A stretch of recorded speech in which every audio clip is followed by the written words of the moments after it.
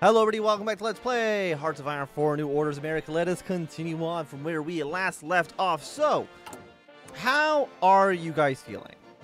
Minimal importance at 1, we're at 3, and I believe we've done miles, so I think we're still going to lose in Italy. But I think for Italy, we're doing good things. We're doing great things, actually. Community action is great, but now, the Civil Rights Act. It's time for us to pass. Potentially. I believe we have the votes. I'm not too sure exactly how it works. It said we would see the numbers somewhere, and I don't know where those numbers are. But we'll pass the legislation. Then, denounce Japanese imperialism. Yes, absolutely. Denounce Japanese imperialism. We won't worry about you quite yet, but we gain some popularity for the NPP. Seems good enough for me. And we also got the Senate elections going on currently at the moment. Again, the very, very quick poll I did, it was like 5 minutes, did have us wanting to side with the RDC.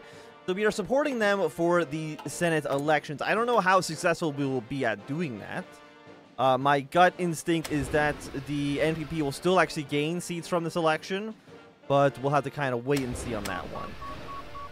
What about you? 1970, air detection, research speed goes up. 700 days is extremely, extremely expensive. Sure, let's get explosive reactive armor. I mean, 71 days, it's fairly cheap. I mean, all these things should be done. It's going to take a long time. Like, we're researching some pretty advanced stuff. 68, pretty ahead of time. 1970, extremely ahead of time. And the polls have been updated. Okay, so let's take a look at this. Prediction is still, we're still actually looking to gain 5 seats right now. Actually, the Nationalist would go up to 29, would go up to 31. But not super surprising. So, Civil Rights Act. We'll get the final vote in just a moment. We must make sure we have all 50 votes. Does this say we are not in crisis? These trust will trust us less if we go through with this, root of the issue. Well, let's get it going again. I don't know where we see if we had the 50 votes.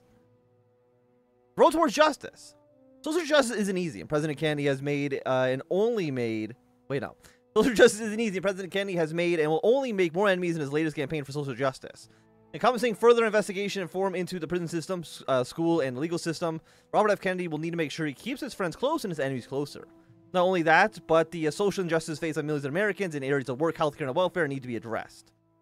The forces on the right and of injustice in America currently see the president as an equal to any other president. The people of America currently see the president as a man straddling the balance. Okay, so right now, everyone sees us as equal, straddling the balance. I'm assuming that's good for us. Fight against poverty, campaign where we haven't. Fight for schools or fight for workers. Well, let's fight against poverty. I feel like that's one of those things everyone likes less poverty. So we'll spend 150 political power to fight against poverty. That is going to weaken our standing with Italy, potentially. But I think that's okay. For you, we're still getting weekly support. I mean, we could send a peacekeeping mission to Angola, which will give you 5% more stability. Well, we won't. I mean, there's no reason to do that quite yet, so we can just hold off at least a little bit. The final vote. The vote for the Civil Rights Act has not been days, weeks, or months in the making. It has not been years or even decades in the making. This Civil Rights Act has been generations coming. It's been coming since the first slave ship landed on the shores of Virginia. This is a bill that has been sung on the plantation and in the colored-only meeting halls.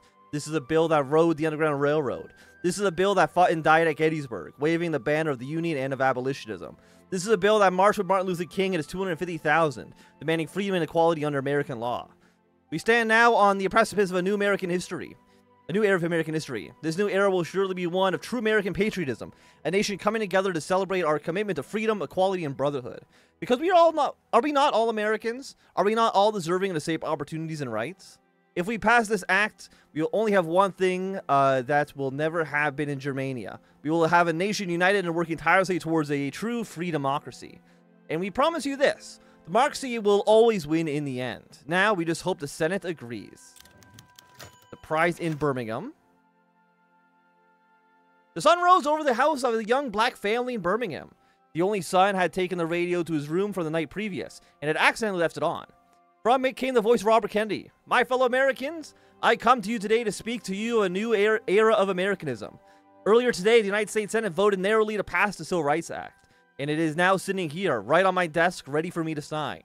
I wanted to take the time to explain to you what this new act will do after I have signed it. This act will secure a solid equal chance for Americans, regardless of race, color, or creed. We have finally shoved Jim Crow with his 1 foot in the grave entirely into said grave. We're not stopping here.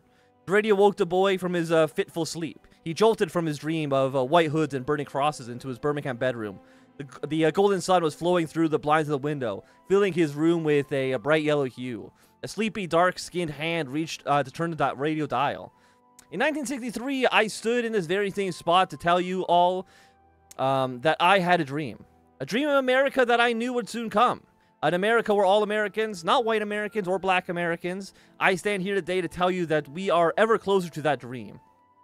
Even now, President Kennedy is signing into law the Civil Rights Act, the very act that will build the foundation of America for which I had dreamed. Again, that same sleepy hand reached to turn the dial. And that was, wait, I'm going to start that one again. And that was A Change Is Going to Come by Sam Crook. Now for the weather. The beautiful sunrise over Birmingham, you can expect warm, sunny days ahead. Today, expected a high of, a sleepy hand reached the dial one more time, this time to turn it off. The boy put on his shoes, stood up and went outside.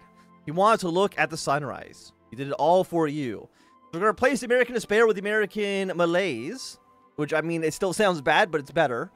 Political power gain, vertical population, stability, and war support. Robert F. Kennedy was seen as a more liberal candidate. This will increase the status of civil rights. Replace integrated military with minority protections. Replace legal inequality with equal rights. Rights of African American citizens will improve over time. Slightly increase minimal investment in social funding. Increases the GDP by 3% for a total of $10.8 billion. Black voters will increase their turnout in the next election. Minority voters will increase their turnout in the next election. Hispanic voters will increase their turnout. 5% stability. Urban voters will tend more Republican for the next 9 weeks. Okay, so has that changed any of this? People of the force of the right and Injustice America currently see the president with suspicion. Okay. So I'm glad they at least now will tell me how liberal or illiberal people are seeing Kennedy. I appreciate having that knowledge at my fingertips instead of just kind of guessing. Okay, good RDC campaign. So let's then go, again, we want to see whether people are having actual elections. Let's go to the South. We'll campaign here. Okay, and Britain wants to buy some weapons. I will not say no to selling some rifles to, or some weapons to the British. MPP's got a good campaign on their own. The Republic of Indonesia defeated the Military Council. Okay, so they've defeated, okay, so it's literally just us holding the capital, praying for, is there anyone, do we have any allies anymore? No, it's all of Indonesia against our handful of forces. Just slowly defending the line here. We'll see what we can do. I mean, we're really just trying to delay them. I don't know if there's going to be anything that'll happen after a substantial delay. Such as, you know, if we can go an entire year with the Civil War still going on, maybe we'll end up with like a Filipino situation where there's kind of like two separate sides, like a Southern American aligned and a Northern Japanese aligned. We'll have to kind of wait and see. But I mean, they don't seem like they're able to actually push through us in any capacity. So I mean, that seems good.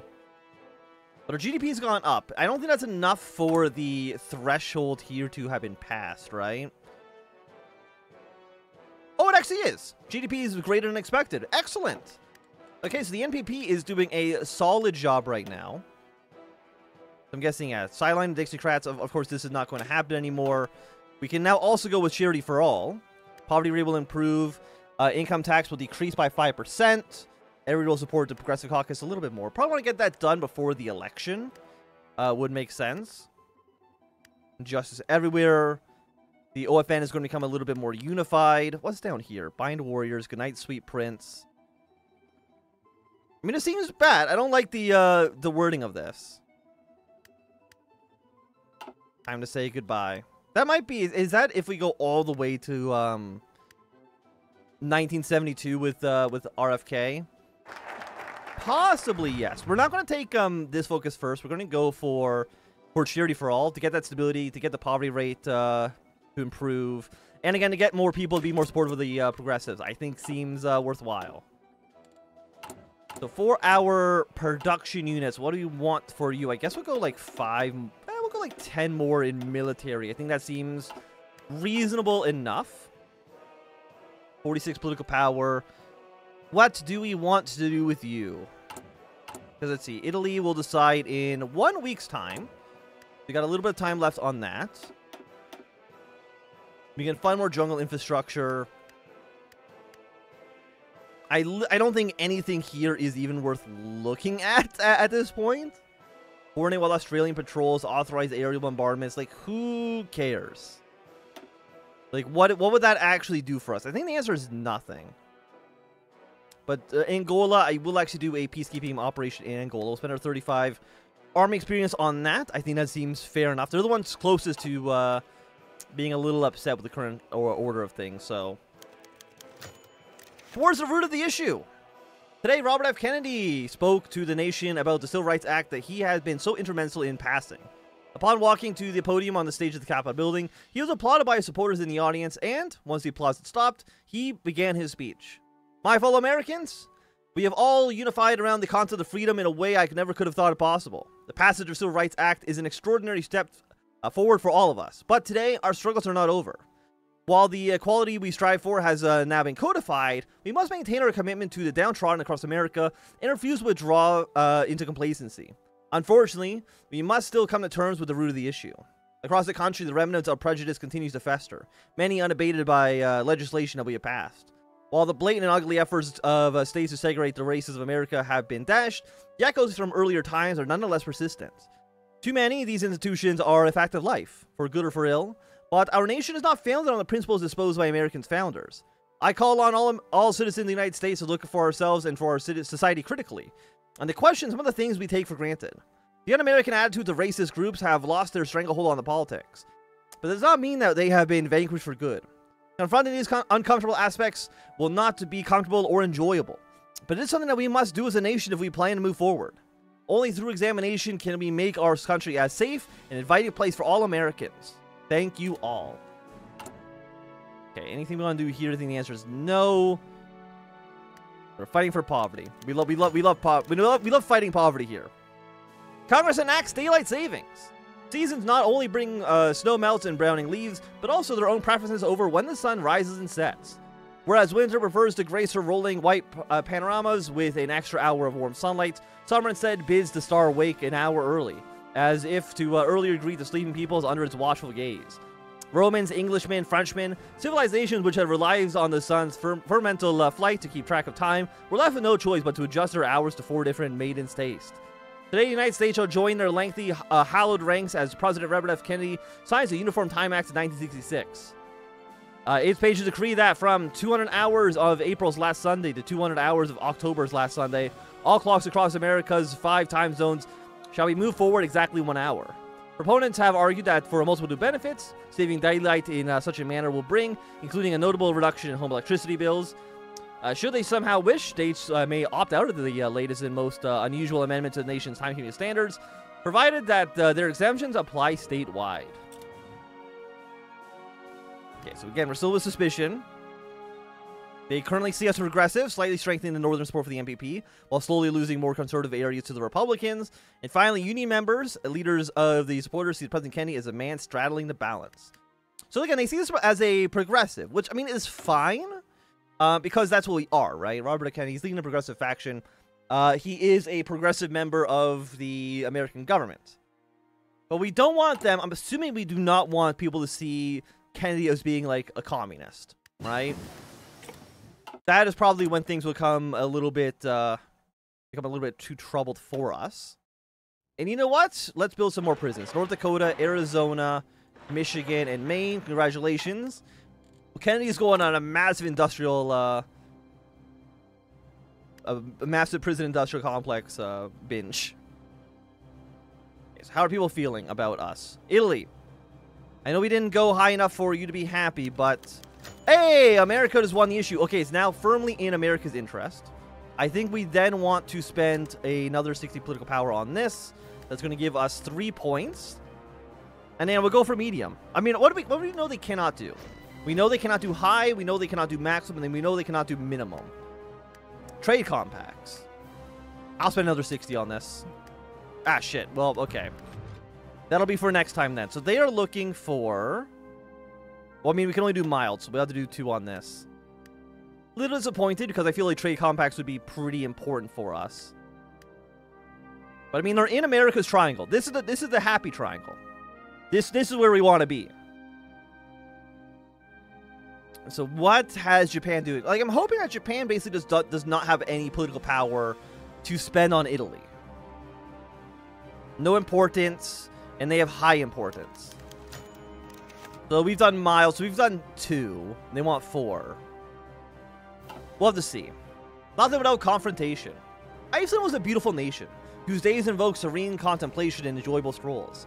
However, during one of these days, and outside the University of Iceland, Moses Oslin found himself pondering the future. His education was coming to an end. He would soon complete his studies in literature and history, and he would return home to Greenland. As much as he enjoyed his time here, he couldn't deny the longing to return to the island he and his fiancée Elsa called home. The feeling had only intensified in recent months. It never sat right with him that what his home had become. It was little more than a military base for the Americans at best, and a dumping ground at worst. It was a strategic place of land for them, and the people who had been living there were just in the way. They hadn't even bothered to treat them as a colony or even a territory. It was an occupation. He became more comfortable using that terminology over the course of his studies. Iceland and Greenland were similar in that regard, though one had their nominal independence and his homeland did not. Did it have to be that way? He didn't think so. The natives in Greenland were hardly a movement or political force, but then again, had they ever tried to be? If such a force emerged, would the Americans be so confident in occupying Greenland without consequence? He mulled the question over his mind, considering similar situations in history, and had come to the conclusion that someone first had to act. Maybe it had to be him. Change has never come without confrontation. Well, I'm willing. Iceland, or I mean Greenland. I'm willing to be your friend. I see no reason to be, I don't know, I guess hostile towards you. I'll make you a state if you want. I know that maybe sounds a little bit strange, but you know what? I'll make you into a state. Or maybe you can have a terrible RDC campaign. Well, you know, can't win them all. Sure, let's go to North Dakota. The Great Plains. 4 unassigned divisions. Let's just assign you to this army for now. NPP has run a good campaign. And it looks like, so the polls still have not updated yet. Also, look how many things are actually being switched. But no, you're majority for the Democrats. Okay. More unassigned divisions. Let's just assign you to this army. I mean, we're actually deploying units. I don't know if we really even should be doing this. But, it's probably fine. Like, where are you guys? Alright, you're the Marine divisions. I don't think any more Marines have been deployed yet, though, right? Let me just double check. No. We have a couple of, like, paired airborne divisions. I don't know really what the hell we're going to do with them ever, but we do have them. So it is something to kind of think about in the back of our minds. Okay, so 34 days on you, but I have my political power is a little low. Again, we do get 2.5 per day. God damn. That is pretty good. That's actually okay. Inflation has actually fucking spiked. GDP's gone up a good amount though, but you know we gave people civil rights, so that is not great for the economy apparently. But we'll worry about that maybe a different day. They're all 150, which is so expensive. It's stupidly expensive. And you want inflation under 5%. No, you want under 4%. And you want poverty to be going down, which, I mean, I want to do, but, like, you gotta understand that it's not easy. How are you guys doing? Weekly, negative 0.5 in Angola. Insurgency campaigns, commit more troops to the 10%. Yeah, let's commit those troops. That's fine. I know we're negative 7 political power, but again, we're getting 2.5. Really nice. Okay, so there's charity for all, which is poverty rate is going to go up. Stability is going to go up. Now again, we just gotta always like double check this. It doesn't say anything about, yeah, switching you. And we are going to lose some nationalists to the Republicans, but that's honestly probably fine. An American on culture, on American institutions, unjust justice. Okay, well, let's first, before we do this, let's do a nice tour of the nation. We're not in crisis, so we should get that going. You know, we go to every single state. All 50, oh, I guess 49 of them. We can't go, right now, we unfortunately can't go to Hawaii, but maybe one day, The Beach Boys release Pet Sounds. Beach Boys have done it again. Album's amazing. And we don't, I think that's literally, what is it, our 4th or 5th Beach Boys reference. I think we're probably good not reading everything there possibly is to know about the Beach Boys, you know? Well, we're probably fine in that regard. But I think at least also for right now, it's going to be a good time for us to end this episode. So if you have enjoyed, remember thumbs up. You know, enjoy, you can always thumb down. You want to see more, subscribe, and goodbye.